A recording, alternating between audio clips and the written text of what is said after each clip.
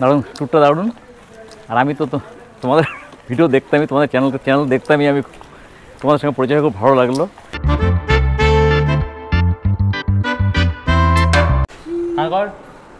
হ্যাঁ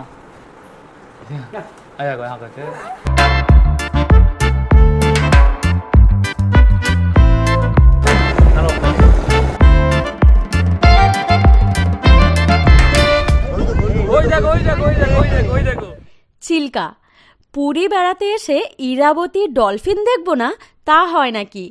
তাই আমরা পুরী ভ্রমণের তৃতীয় দিনে বেরিয়ে পড়ি ডলফিন দেখার উদ্দেশ্যে। তবে এই চিল্কা আপনারা কিভাবে আসবেন, এখানে ইরাবতী ডলফিন ছাড়া আরও কি রয়েছে এবং আমাদের ক্যামেরাবন্দি করা এই চিল্কা ভ্রমণের অভিজ্ঞতাই আজকে আপনাদের সাথে শেয়ার করব। তাই সবাই সঙ্গে থাকুন। গুড মর্নিং, সকাল সকাল বেরিয়ে পড়েছি, ঘড়িতে 6:11। আজকে আমরা যাব চিল্কা ঘুরতে। আমরা উঠে পড়েছি এখন অটোতে, আর ভাড়া 100 টাকা। চিল্কা ঘোরার জন্য কার বুক করে অথবা প্রাইভেট বাসে করে আসা যায়, তবে আমরা ওটিডিসি বাসে করে গিয়েছিলাম। এই বাসে করে যাওয়ার জন্য আপনারা অনলাইন ও অফলাইন দুভাবেই টিকিট বুক করতে পারবেন। আমরা অনলাইনে বুক করেছিলাম। অফলাইনে বুক করার জন্য পুরীর স্বর্গদুয়ার থেকে স্টেশন যাওয়ার রাস্তা ধরে 5 থেকে 7 মিনিট হেঁটে এগিয়ে আসুন মহাদধি প্যালেসের সামনে ও ওখানেই পাবেন ওটিডিসি বাসের বুকিং কাউন্টার। সকাল সকাল পুরীর ভিউ এটা, আর এদিকে সি বিচ আছে। আজকে আমরা খুব এক্সাইটেড, আজকে আমরা চিল্কা যাব। আর আর প্রথমবার ডলফিন দেখতে, আমি একবার দেখেছি, আমি আগে কখনো দেখিনি, এই আমার প্রথমবার এক্সপেরিয়েন্স হতে চলেছে। আমরা এখন পান্থনিবাসের পথে এগিয়ে চলেছি। ডান দিকে যেতে হবে পান্থনিবাস, খুব একটা দূর না, 10 মিনিটের মতো লাগে। ওটিডিসি বাস খুব টাইমে ছাড়ে, এই জন্য এত তাড়াতাড়ি। এখন 6:17 বাজে। হ্যাঁ, আর কালকে রাতে ঘুম হয়েছে, তাই দেরি হয়ে গেছে। চলে এসেছি পান্থনিবাসের কাছে। তো 6:18 চলে এসেছি টাইমিংলি। আমাদের চিল্কা যাওয়ার বাস এটা, আর এটাতে করে আমরা চিল্কা যাব। আর সামনে রয়েছে ভুবনেশ্বর যাওয়ার অনলাইনে টিকিটের বাসটা। আপনারা যদি ওটিডিসির বাসে করে চিল্কা বা ভুবনেশ্বর সাইট সিন বুক করছেন, তাহলে যদি এটা মনে করেন যে আপনারা হোটেল থেকে চেক আউট করে লাগেজ নিয়েই ট্রাভেলটা করবেন, তো সেক্ষেত্রে বলি, যদি আপনাদের বেশি লাগেজ থাকে তাহলে কিন্তু ইনাদের প্রচুর অসুবিধা হয়। তো সেক্ষেত্রে আপনারা যদি অল্প লাগেজ থাকে তাহলেই নিয়ে আসুন এবং কথা বলে নিন আগে থেকে যে আমরা লাগেজ নিয়ে বেরোবো। তাছাড়া সব থেকে সুবিধা হয় আপনারা রিসেপশনে লাগেজ রেখে দিন, যে কোনো হোটেলের রিসেপশনে আপনারা লাগেজ রাখতে পারবেন, ওখানে রেখে ঘুরে আসুন, ঘুরে এসে আপনারা চলে যান আবার হোটেল, তারপরে আপনারা ওখান থেকে বেরিয়ে যেতে পারেন। এবং আপনাদের আরেকটা জিনিস জানাই যে যদি মনে করছেন যে চেক আউট করে আমরা সাইট সিন করবো, সেটার জন্য আপনারা চিল্কাটাকে রাখতে পারেন। ভুবনেশ্বরটা একটু টাইম হেরফের হয়ে যায়, আপনাদের ফিরতে একটু লেট হতে পারে, তো তার জন্য ভুবনেশ্বরটা একটু রিস্কি হতে পারে, বাট চিল্কাটা ঠিক আছে। আমাদের যাত্রা শুরু হয়ে গেল আজকে। ওটিডিসির বাস অনলাইনে আমরা কিভাবে বুক করেছি সেটার ভিডিও পেয়ে যাবেন ডেসক্রিপশন বক্সে। এখন ঘড়িতে 7:20 আর আমরা নেমেছি ব্রেকফাস্ট করার জন্য। আর প্রিয়া অলরেডি অর্ডার দিতে গিয়েছে, তো এখানে 30 মিনিট ওয়েট করব। 30 মিনিট বাস ওয়েট করে বেরিয়ে যাব। তো দেখা যাক কী খাওয়া রয়েছে। ইডলি এসে গেছে আমাদের, একটা ধোসা, ইডলি, বড়া সব কিছুর অর্ডার দিয়েছি। এখন ইডলি এসছে, ওটাই খাচ্ছি। কেমন লাগছে?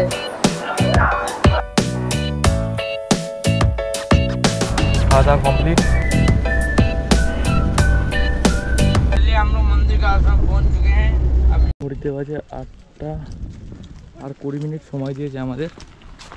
20 মিনিটে মন্দির ঘুরে আসতে হবে। গ্রামের পথ ধরে আমরা এগিয়ে চলি অলরনাথ মন্দির দর্শন করতে।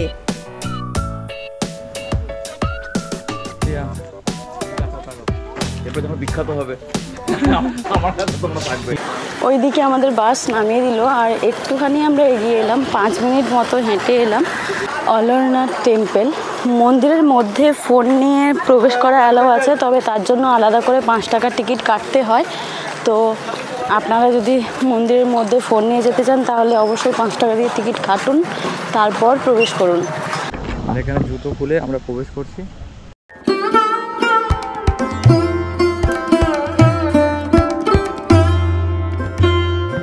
আমরা ভেতর থেকে ঘুরে এলাম, দর্শন করে এলাম প্রভুর, এবং এখানের যে আসল ঘটনা বা এই মন্দিরের যে মাহাত্ম্য সেটা হচ্ছে শ্রী চৈতন্য মহাপ্রভু যখন জগন্নাথ দেবের দর্শনে এসেছিলেন, দর্শন পেতে এসেছিলেন, তখন জগন্নাথ দেব স্নানযাত্রা হয়েছিল। স্নানযাত্রাতে আমরা সবাই জানি 108 কলসি জল ঢেলে স্নান করানো হয়। সেই স্নানযাত্রার পর জগন্নাথ দেবের প্রচণ্ড পরিমাণে জ্বর আসে। তো সেই সময় ওনার স্নানযাত্রা কমপ্লিট হয়েছিল এবং ওনার জ্বর এসেছিল প্রচণ্ড। তাই জগন্নাথ দেব বলেছিলেন যে আমি কারোকে দর্শন দিতে চাই না, তো ওনাকে ওই জন্য একটি গোপন জায়গায় রাখা হয়েছিল। কিন্তু সেই সময় চৈতন্য মহাপ্রভু এসেছিলেন দর্শন পেতে ভগবানের, কিন্তু যখন দর্শন না পান তখন তিনি একটা কষ্টে উনি সমুদ্রের দিকে এগিয়ে গেছিলেন। সেই সময় জগন্নাথ দেব স্বপ্ন দিয়েছিলেন বা ওনার কাছে সংবাদ দিয়েছিলেন, জানিয়েছিলেন যে তুমি এইখানে এসো এবং এখানে এলে তোমাকে দর্শন দেবো। এখানে এসে শ্রী চৈতন্য মহাপ্রভু দর্শন পেয়েছিলেন। তো এটাই এই মন্দিরের মাহাত্ম্য। আর মন্দিরটা বেশ সুন্দর লাগছে দেখতে, সাদা রঙের, সুন্দরভাবে সুসজ্জিত মন্দিরটা।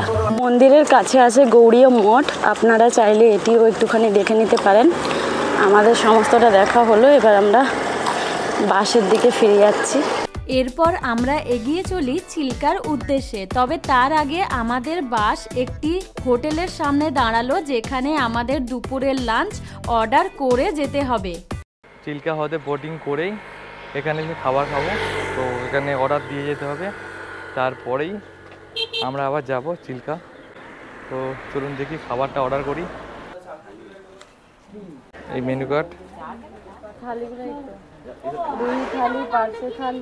আমরা একটা ভেজ থালি আর একটা চিকেন থালি অর্ডার করলাম। ভেজ থালি পড়েছে 150 টাকা আর চিকেন থালি 240 টাকা। চিল্কা হ্রদে বিভিন্ন পরিযায়ী পাখি দেখতে পাবেন আপনারা শীতকালে এলে, এবং এই হ্রদের চারিদিকে অনেক ছোট বড় গ্রাম রয়েছে।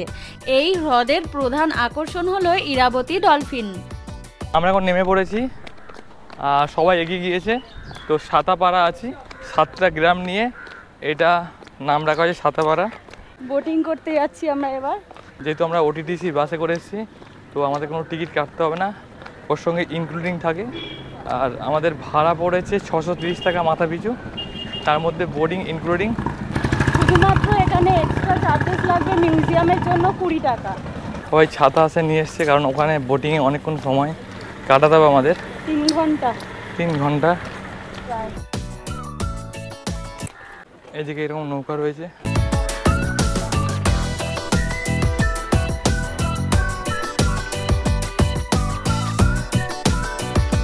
আমাদের জার্নি শুরু হলো। আমাদের বোট ছেড়ে দিয়েছে, এগিয়ে যাচ্ছি, কখন দেখতে পাই ডলফিন আমরা। দারুণ সুন্দর হাওয়া হচ্ছে এখানে।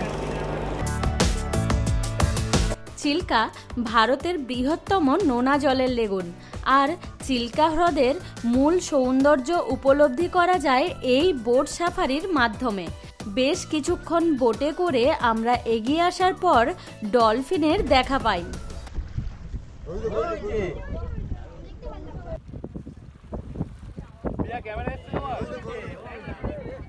এই ডলফিনগুলো জল থেকে বেশি উপরে লাফায় না, এবং অনেকগুলো ডলফিন দূরে দেখার পরে হঠাৎ একটি ডলফিন আমরা অনেক কাছ থেকে দেখতে পাই।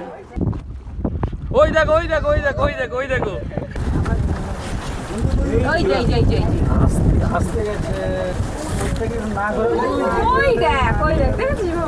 ফাইনালি আমরা ডলফিন দেখে নিলাম। কেমন লাগলো? ভীষণ ভালো লেগেছে। আমরা একদম সামনে থেকে ডলফিন দেখেছি, একটা যাচ্ছিল, উঠছিল আর ভেতরে যাচ্ছিল জলের মধ্যে। আর একটু আগে দেখলাম কিছু লোক মানে নিচে নেমে মাছ ধরছে, আর তারা এখন দাঁড়িয়ে আছে, জল একদম কম, 3 থেকে 4 ফুট হবে। ওটিডিসির বাস যেহেতু সরকারি, তাই এই বাসের যাত্রীদেরকে যে বোটে করে ঘোরানো হয় ওই বোটে ইঞ্জিন বেশি আওয়াজ হয় না। যেহেতু এই বোটের বেশি আওয়াজ হয় না, তার জন্য ডলফিনগুলো কাছ থেকে দেখার সুবিধা থাকে। এবং যেহেতু ওটিডিসির বাস সকাল সকাল রওনা দেয়, তাই বোটিংটা তাড়াতাড়ি হয় এবং সকালবেলা ডলফিন দেখার চান্সটা বেশি থাকে। আমরা এখন রাজহংস ব্রিজে প্রবেশ করছি। আর এই যে চিল্কা হ্রদটা দেখছেন, এটা 4টে নদী মিলিত হয়েছে এখানে। আর এখানকার জলটা খুবই লবণাক্ত, এশিয়ার সবথেকে লবণাক্ত হ্রদ এটা। এই দ্বীপটার মধ্যে চারিদিকে ঝাউ গাছ রয়েছে। আর এই সমস্ত বোটে অতটা আওয়াজ হয় না।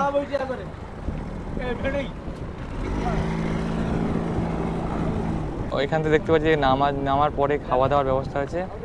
এখানে কুকুরটার গরম লেগেছে।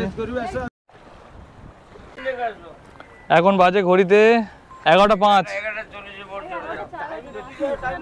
11:40 হবে তো। সামনে নেমেই এখানে বিভিন্ন মাছ বিক্রি হচ্ছে, আপনারা চাইলে টেস্ট করতে পারেন। হ্যাঁ, মাছ আছে, কাঁকড়া আছে, চিংড়ি আছে।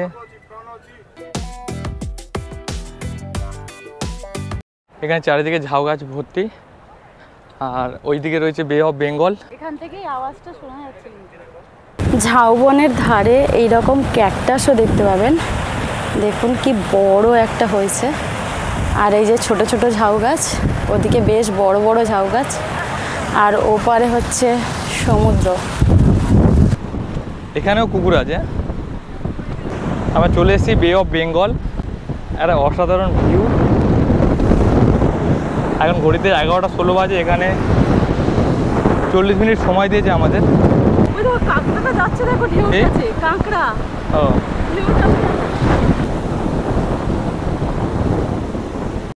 এখানে অনেক কাঁকড়া দেখতে পাবেন যে ঢেউয়ের সাথে সাথে উঠে আসে, কাছে গেলে আবার সরে যায়।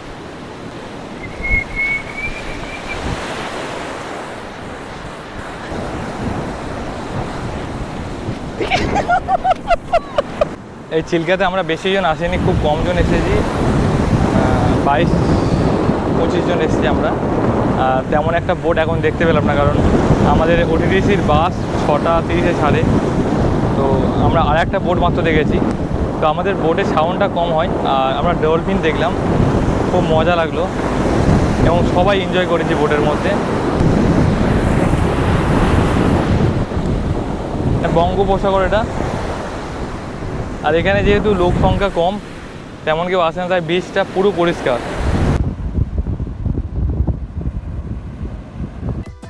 সমুদ্রের পাড়ে বেশ খানিকক্ষণ সময় কাটিয়ে আমরা ঝাউবনের মাঝখান দিয়ে চলে আসি আমাদের বোটের কাছে। তবে এখানে এসে দেখি ডাব বিক্রি হচ্ছিল, তো আমরা সবাই ডাবের জল পান করি। এবার একটু ডাব খেয়ে নিই। হ্যাঁ, বানাও। হ্যালো গাইস, এখানে দেখো। আই এম ইন পুরী, চিল্কাতে আসি। এই সবাই এখন নারকেল খাওয়া হচ্ছে। নারকেল না ডাব? দোমালা। নারকেল হয়ে গেছে। কেমন লাগছে এখানে? দুর্দান্ত। ডলফিন দেখা গেল? দেখেছি, খুব ভালো। আমাদের বোট ছেড়ে দিল এখন রাজহংস দ্বীপ থেকে।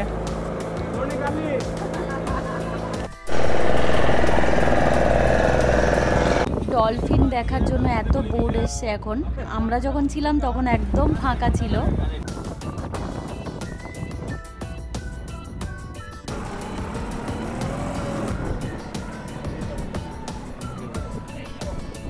দেখে চলো।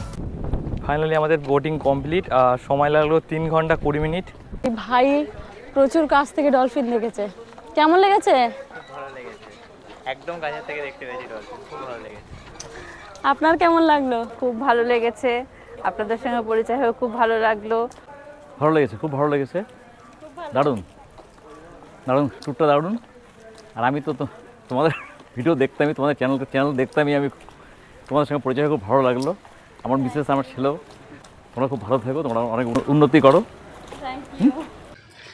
আমরা এখন মিউজিয়াম প্রবেশ করছি। মিউজিয়ামে প্রবেশ করে প্রথমে আমরা একটি শো দেখি এবং তারপর পুরো মিউজিয়ামটি ঘুরে দেখি। এখানে পুরো চিল্কাটাকে ফুটিয়ে তোলা হয়েছে এবং এখানে সমস্ত কিছু লেখা রয়েছে।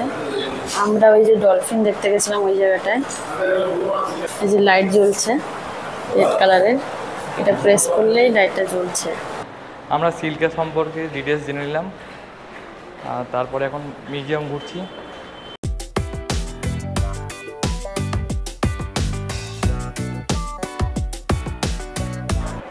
এখানে কি কি রাখা হয়েছে সমস্ত ডিটেলস এখানে লেখা রয়েছে।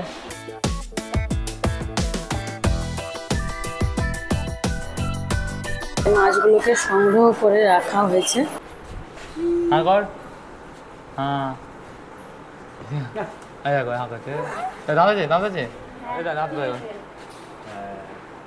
এখানে ফিশারম্যানদের ফ্যামিলি কেমন হয় এবং তাদের বাড়িঘর কেমন সেটা দেখানো হয়েছে। ঘোরা কমপ্লিট, আর আমরা এখন বেরিয়ে যাব। 1:47 আর আমাদের বাস ছাড়লো।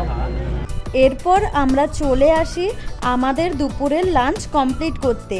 সবাই যেহেতু অর্ডার দিয়ে আমরা চিল্কা ভ্রমণে গেছিলাম, তাই খাবারটা এসে সঙ্গে সঙ্গেই রেডি পেয়ে গেছি। আমাদের লাঞ্চ কমপ্লিট হয়ে গেল, আর একটা ভেজ থালি একটা চিকেন থালি অর্ডার করেছিলাম। আমাদের ভেজ থালি নিল 150 টাকা আর চিকেন থালি 240 টাকা। যে হিসেবে টাকা নিয়েছে সেই হিসেবে খাবারটা কিন্তু সত্যি ভালো ছিল। তো এবার বাড়ি যাওয়ার পালা, তো বাসে করে ফিরবো। চলে এলাম পান্থনিবাসের কাছে, আমাদের নামিয়ে দিয়েছে। ঘড়িতে এখন বাজে 3:56, অনেকটাই তাড়াতাড়ি আমরা চলে এসেছি। আর ভীষণ সুন্দর লাগলো এই জার্নিটা। আজকের ভিডিওটা আপনাদের কেমন লাগলো অবশ্যই একটা মূল্যবান কমেন্ট করে জানাবেন। ভালো লাগলে সাবস্ক্রাইব করে আমার সঙ্গে থাকবেন। দেখা হচ্ছে নতুন কোনো ডেস্টিনেশনে।